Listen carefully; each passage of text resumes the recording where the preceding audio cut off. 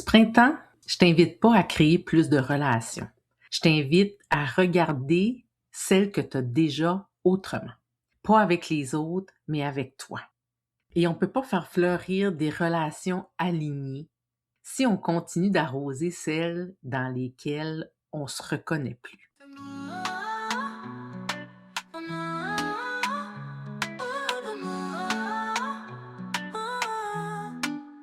Femme qui en a assez de s'adapter. Aujourd'hui l'appel résonne, il est temps d'exister. Avec clarté, authenticité, sans peur, sans compromis, laisse ton cœur vibrer. Oh non, reviens à l'essentiel. Pose tes limites, reste fidèle. Reviens à l'essentiel. Dans ton unicité naturelle. Si tu explores, tu ressens, tu te choisis. Bienvenue dans Unicité, le podcast des femmes qui en ont assez de s'adapter pour plaire ou ne pas déranger. Je suis Suzanne Kenny, coach en conscience et leadership personnel, fondatrice de l'Espace Authentique. Ici, je t'invite à ralentir, à écouter tes besoins, à honorer ta singularité et à prendre ta juste place. Unicité, c'est être soi sans compromis. Tu ressens, tu te choisis. Pas pour devenir une autre, mais pour être toi sans compromis. Je te souhaite la bienvenue dans cette nouvelle saison du podcast Unicité, la saison 3. C'est une saison qui t'invite à revisiter tes relations, puis surtout ta relation à toi-même, pour être plus proche de ce qui est vraiment là pour toi en ce moment.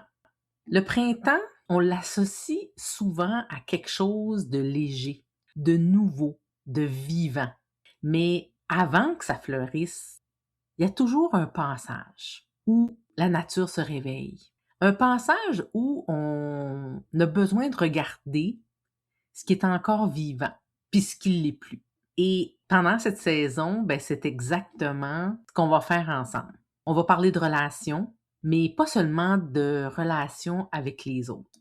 On va aller voir comment tu entres en relation, à partir de quel espace à l'intérieur de toi, ce que tu tolères, ce que tu maintiens, puis ce que tu n'oses peut-être plus regarder. Parce que la réalité, c'est que les relations sont jamais seulement à propos des autres. Elles sont aussi un miroir de ce que tu crois mériter, de ce que tu acceptes et de la place que tu prends et de celle que tu ne prends pas. Puis peut-être que pendant cette saison, tu vas sentir que c'est pas toujours confortable. Parce que mon intention, c'est pas de t'aider à avoir de meilleures relations, mais c'est plutôt de t'accompagner à devenir une femme qui se perd plus dans celle qu'elle entretient déjà. Une femme qui se choisit, qui s'écoute, qui se respecte, puis qui crée des liens à partir de là.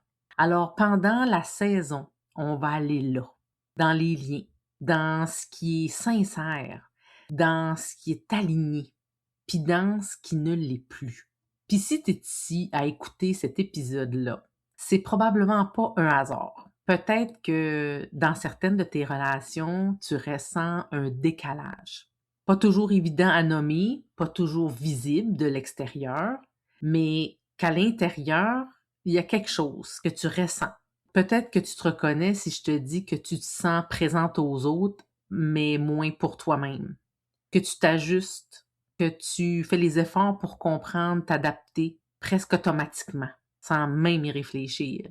Que tu ressens quand il y a quelque chose qui est pas juste, mais que tu passes quand même par-dessus. Que tu restes dans certains liens, certaines relations beaucoup plus longtemps que tu le sens vraiment. Puis en même temps, tu veux des vraies relations. Des relations où tu peux être toi, où tu n'as pas à te filtrer, où tu n'as pas à te diminuer, où tu n'as pas à te demander constamment comment tu dois être, comment tu dois parler, comment tu dois t'exprimer. Mais entre ce que tu veux profondément puis ce que tu vis réellement, ça se peut qu'il y ait un écart. Puis cet écart-là, il est souvent subtil, sauf qu'il s'installe tranquillement avec le temps. Et tu peux commencer à t'habituer à ces réflexes-là, à cet écart-là. Donc, à t'éloigner de toi tout doucement, sans vraiment que tu t'en rendes compte, jusqu'au moment où il y a quelque chose en toi qui peut plus faire semblant. Puis à un moment donné, il y a comme une vérité qui finit par se présenter à toi, à ce que tu vis dans tes relations. Puis ça, c'est pas un hasard. C'est pas seulement à cause des autres, ni seulement une question de circonstance. C'est profondément lié à l'endroit à partir duquel toi, tu entres en relation. Parce que tu peux vouloir des relations sincères, mais si tu continues à te suradapter, à te retenir, puis à te mettre de côté, ben tu vas créer des relations à partir de ça. Tu peux vouloir être vu, mais si toi, tu ne te vois pas vraiment, tu vas attirer des liens où tu restes en surface. Et ça, c'est pas parce que tu fais mal les choses, c'est parce qu'à l'intérieur de toi, il y a encore des endroits qui sont pas pleinement conscients. Peut-être que tu n'as pas encore pleinement rencontré. Et tant que ces endroits-là se sont pas reconnus, ben, tu vas continuer à créer des relations qui te ressemblent, mais pas celles que tu désires profondément. Et peut-être que ça, ben, c'est confrontant à entendre. Parce que, en toute honnêteté, le côté relation, et je vais dire relation amicale, c'est le côté qui me challenge le plus. Dans les derniers mois, j'ai réalisé que j'avais des choses moi-même à aller observer, à aller prendre conscience du pourquoi je me sens comme je me sens avec les relations, pas toutes les relations, mais certaines relations que j'ai tenté de développer et que finalement, ben, ça correspond pas à ce que je cherche ou ça correspond plus. Donc, comme les relations, c'est une danse à deux, ben, ça se peut que moi-même, j'ai apporté des changements en fonction de ce que moi je ressentais par rapport à l'autre. Sauf que ça m'appartient. C'est ma partie. Puis moi, j'ai besoin de comprendre davantage, d'aller voir qu'est-ce qu'il y a là en dedans. Qu'est-ce qui me blesse? Qu'est-ce que ça vient réveiller à l'intérieur de moi? Parce que c'est aussi là que mon pouvoir et ton pouvoir commencent dans ces prises de conscience. De qu'est-ce qui est là, qu'est-ce qui est dans le chemin, qu'est-ce qui bloque l'espace pour te sentir bien dans certaines relations. Puis pour moi, c'est là que la connaissance de soi devient essentielle. Parce que nos relations, c'est pas un hasard. Elles sont influencées par ce qui nous habite profondément. Nos motivations, nos valeurs, puis nos mécanismes qui sont inconscients. Un peu comme l'exemple que je viens de te donner. Et c'est exactement ce que j'observe dans mon approche, puis à travers le profil Nova. Au-delà de ce qu'on fait, il y a ce qui nous pousse à agir. Comme par exemple, si tu es une femme avec une forte motivation altruiste, ben tu vas naturellement donner, être présente, vouloir soutenir les autres autour de toi, tes relations. Mais si c'est pas dans la conscience, tu peux facilement t'oublier. Si tu es une personne qui est très dans l'esthétique, tu cherches l'harmonie, le beau, le bien-être, tu peux éviter les tensions, même quand elles sont nécessaires. Si tu as une motivation cognitive, donc tu es celle qui cherche à comprendre, à analyser, à trouver du sens, et tu peux avoir tendance à vouloir tout expliquer, tout rationaliser, même ce que tu ressens, ben ça peut t'amener à rester dans des situations parce que soit tu les comprends ou tu cherches à les comprendre. Pas nécessairement parce qu'elles sont encore justes pour toi. Et c'est là où ça devient important parce que ton profil, ça sert pas juste à te comprendre. C'est aussi un indicateur très clair de quand tu es désaligné. Par exemple, quand ton altruisme devient de l'oubli de soi, quand ton besoin d'harmonie devient de l'évitement, quand ta quête de sens devient de l'attachement, ou quand ta compréhension devient une façon de ne pas ressentir. Puis ça, c'est pas des défauts, c'est plus des signaux. C'est des signes que ton énergie, elle est plus au bon endroit. C'est là toute la nuance.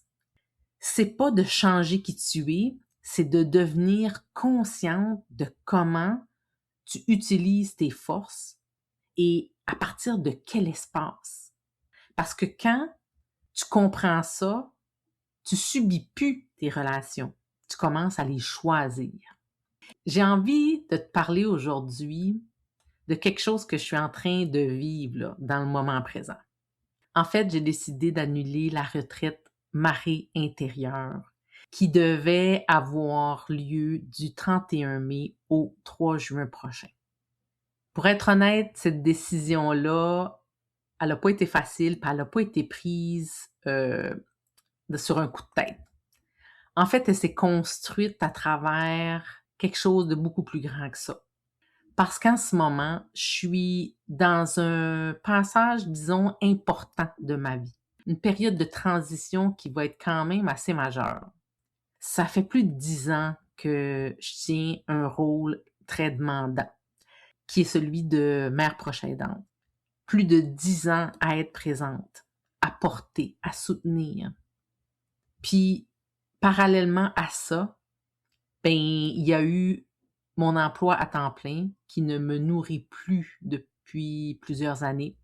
Ma formation de coach qui, même si elle était très nourrissante, était quand même demandante en énergie. La création de mon entreprise qui s'est faite il y a quand même presque 6 ans, dont l'évolution est beaucoup trop lente à mon goût. Et tout ce que j'ai construit en lien avec mon entreprise, que je construis avec cœur. Pendant longtemps, ben j'ai tenu le fort, comme un roc. J'ai avancé, j'ai porté beaucoup, psychologiquement, moralement, physiquement. Puis aujourd'hui, ben mon énergie, elle est plus la même. Puis ça, ben ça m'a demandé beaucoup d'énergie puis beaucoup d'humilité pour le reconnaître.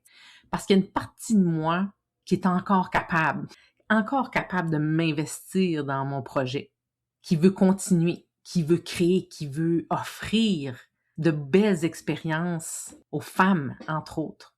Mais il y a une autre partie de moi qui est fatiguée, qui a besoin d'espace, qui a besoin de se déposer, qui a besoin de se choisir autrement. Puis il y a quelque chose qui est venu rendre ça encore plus clair pour moi. Puis je veux te dire que ça a été un peu comme un grand coup, un grand coup. Tout récemment, j'ai complété ma certification en premiers soins en santé mentale.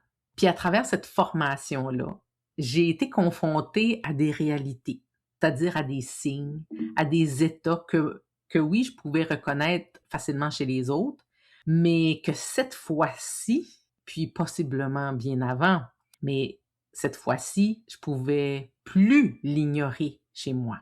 Ça m'oblige ou ça m'a obligé à considérer cet arrêt, à me regarder honnêtement mon niveau d'énergie, ma charge, mon état réel, à reconnaître que malgré que je suis encore capable de porter, ben, il y a quand même une limite.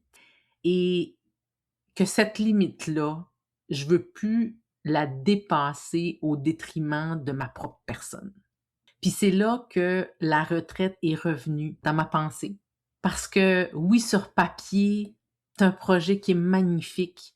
C'est un projet qui est aligné à mes valeurs, aligné avec ce que je veux offrir. Sauf que dans la réalité de ce que je vis en ce moment, c'était plus juste. Puis j'avais un choix à faire.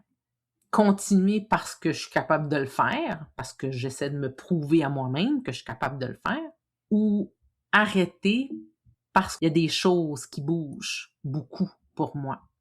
Puis ce choix-là, ben, il est venu toucher à quelque chose de très profond pour moi.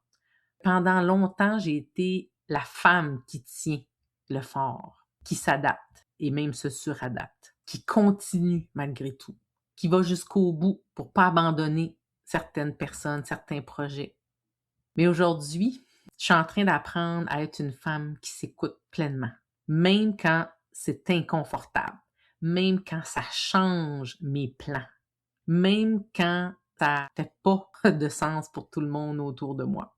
Alors, c'est là que j'ai choisi d'annuler. Pas parce que le projet était pas beau. Au contraire, c'est un projet absolument magnifique. Et ça veut pas dire qu'il y aura jamais lieu. Mais parce que moi, à ce moment précis, je peux plus être pleinement là. Je peux pas me donner à 100% dans ce projet-là. Puis j'ai envie de préciser que j'abandonne pas mon entreprise. Je suis pas en train de tout arrêter. C'est juste que je m'autorise une pause. Une pause de transition. Une pause pour honorer ce passage que je suis en train de vivre. Parce que le 22 avril, ça sera mon départ de la fonction publique fédérale après 15 ans. Et tout ça, mélangé avec la célébration de vie de mon père qui aura lieu le 25 avril, ben ça va venir transformer des choses à l'intérieur de moi. Mais une chose est sûre, c'est que le podcast, lui, il va continuer. Parce que ça, c'est un espace qui est vivant pour moi. C'est un espace que je sens juste. Puis pour moi, être en relation, que ce soit avec moi ou avec les autres, ben ça commence par ça. Être honnête avec où j'en suis, puis arrêter de me forcer à être là où je peux plus l'être. Donc cette transition de carrière fait en sorte que j'ai besoin d'assimiler ce qui se passe. J'ai besoin de temps pour réfléchir, pour mieux choisir mon prochain petit pas. C'est un peu comme le printemps. On a hâte que les bourgeons apparaissent, que les choses reviennent à la vie. Mais ce qu'on oublie souvent, c'est que le printemps, c'est pas juste une saison de création, ou de renouveau, c'est aussi une saison de transition entre ce qui était et ce qui s'en vient. Et dans cet espace-là, ben tout n'est pas encore prêt à fleurir, surtout pas en ce moment. En tout cas, moi, d'où je suis, il y a encore plein de neige. Donc, on est loin de la floraison. Mais tranquillement, quand la neige va disparaître, il y a des choses qu'on doit laisser au repos. Il y a des choses qu'on doit laisser partir. Il y a des choses qu'on peut plus forcer. Parce que si on force une floraison, c'est plus vivant, c'est de la pression. Puis dans nos relations, ben c'est la même chose. On peut pas créer des liens alignés si on respecte pas le rythme réel dans lequel on est. Ce que cette expérience me fait réaliser, c'est à quel point on peut être en relation avec plein de choses, plein de gens, et quand même être déconnecté de soi. Parce que la vérité, c'est que c'est pas la première fois que je ressens ce décalage-là, puis peut-être que c'est la même chose pour toi, si tu te sens un peu comme ça en ce moment. Mais pendant longtemps, j'ai pas toujours agi déçu. J'ai parfois, même souvent, continué malgré ce que je ressentais. Minimiser certains signaux, attendu que ça passe, ou espérer que ça se replace toute seule parce que, ben moi, je suis capable. Puis, vous savez l'expression cordonnier mal chaussé? Ben, je peux vous confirmer que qu'elle me fait cette expression-là. Je me sens malheureusement connectée à cette expression-là parce que je suis quelqu'un qui va chercher beaucoup cette reconnaissance à travers l'accompagnement ou la présence ou qu'est-ce que je peux apporter à l'autre. Puis à l'extérieur, ben, ça peut sembler comme si que je suis correcte, que tout va bien, mais à l'intérieur, je le savais. Je savais que c'était pas complètement juste. Je savais que je me forçais un peu pour pas m'abandonner moi-même. Puis ça, ben, je le vois aussi chez beaucoup de femmes. Cette capacité à ressentir profondément, mais à ne pas toujours se choisir à partir de ce qui est réellement là. Pas parce qu'on veut pas, mais c'est parce qu'on a appris à tenir, à être forte, à être présente pour les autres, à faire ce qu'il faut. Et là, je le mets entre guillemets. Puis tranquillement, ben, on s'éloigne. On s'éloigne de soi. Puis ça n'arrive pas d'un coup.